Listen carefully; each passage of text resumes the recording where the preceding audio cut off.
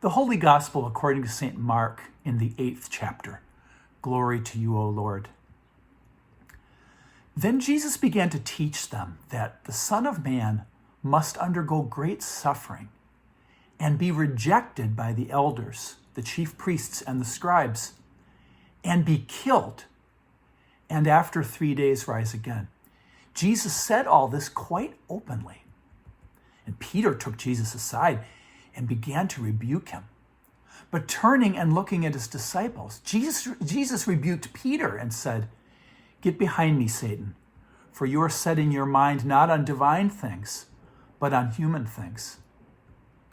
Jesus called the crowd with his disciples and said to them, "If any want to become my followers, let them deny themselves and take up their cross and follow me. For those who want to save their life will lose it, and those who lose their life for my sake and for the sake of the gospel will save it. For what will it profit them to gain the whole world and forfeit their life? Indeed, what can they give in return for their life? Those who are ashamed of me and of my words in this adulterous and sinful generation, of them the Son of Man will also be ashamed when he comes in the glory of his Father with the holy angels." The gospel of the Lord. Praise to you, O Christ. Dear friends, grace to you and peace from our loving and forgiving God. Amen.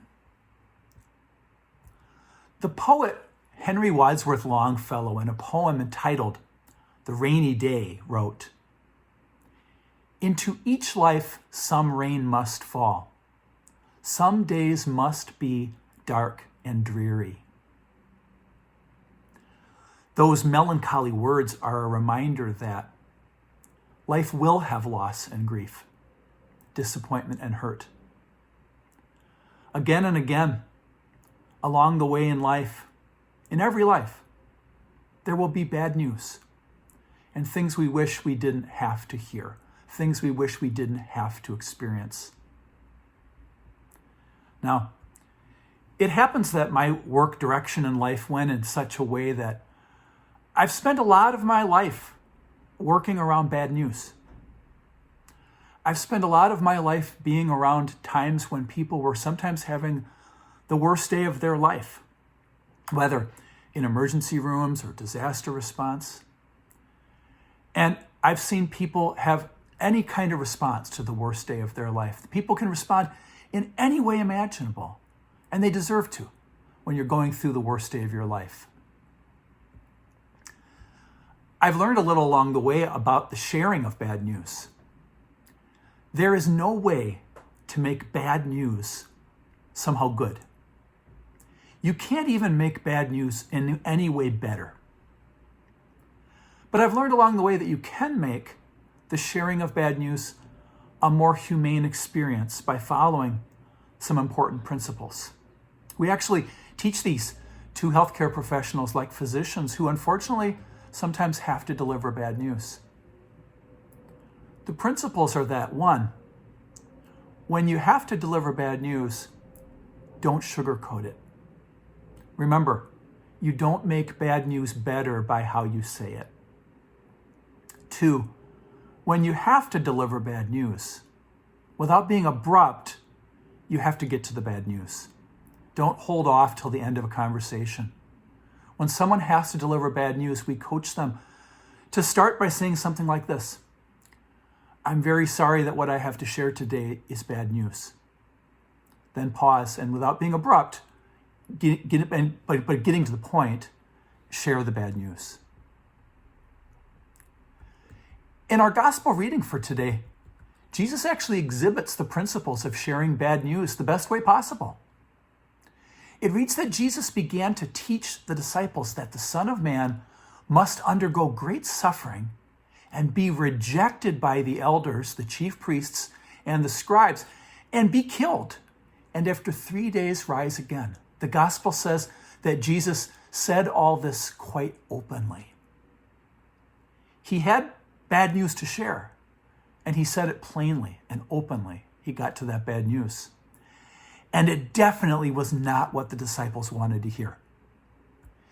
Peter was so upset that he took Jesus aside and rebuked him, But Jesus did not back off his message. Now, I actually want to cut the disciples some slack on this. Because just like all the other times I have seen people hearing upsetting news, just like all the times in my life when I have received bad and upsetting news, when people hear upsetting news, they get upset. They should get upset. They deserve it. If this was the very first time the disciples were hearing from Jesus, this clear message that their beloved teacher was going to suffer and be killed, and he was saying it all quite plainly, they're going to be upset. I think even hearing the part where he said, must suffer and be killed and on the third day rise again, they may not have even heard that part because it just didn't make any sense. They were upset. They deserved to be. When people are upset, time and time again, I will hear them say, why? The word why. I've heard that word so many times, and it is an unanswerable question. You don't try to answer it. You just try to be present to people asking it and give them space to ask it. And theologians over many centuries have debated, why did Jesus have to suffer and die? What does it mean, the crucifixion, the resurrection? All those debates are really just an academic version of that same question. Why?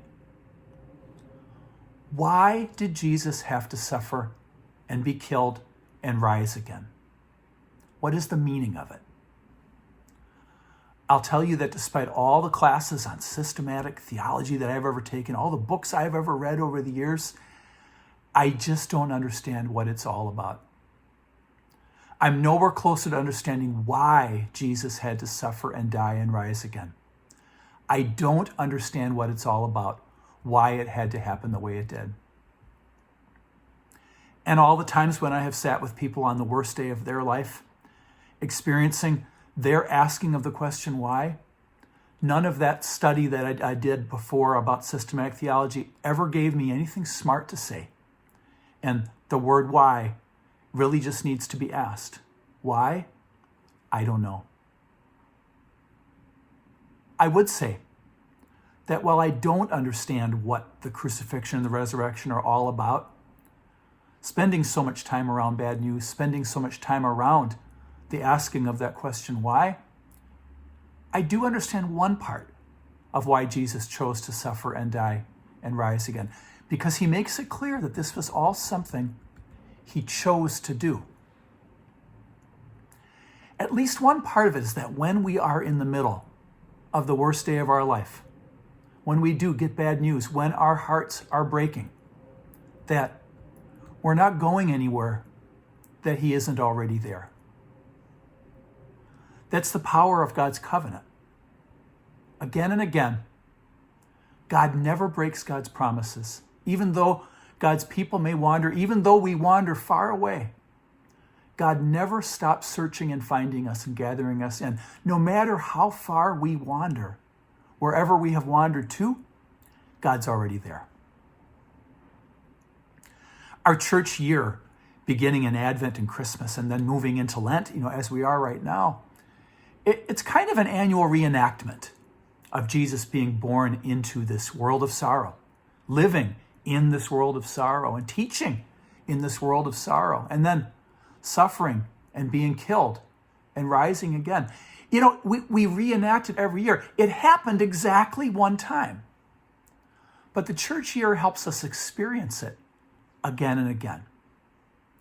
Because experiencing it again and again helps to remind us that Jesus chose to be present in this world of pain so that we can remember again and again in our times of pain and darkness that he was there before we even got there.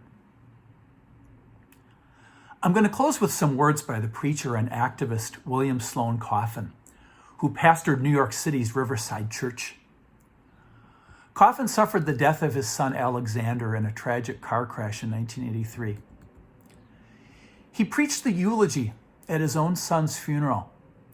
And this funeral sermon that he gave actually became, I think, perhaps the most well-known sermon because it says something so poignant about where God is when we are having the worst days of our lives.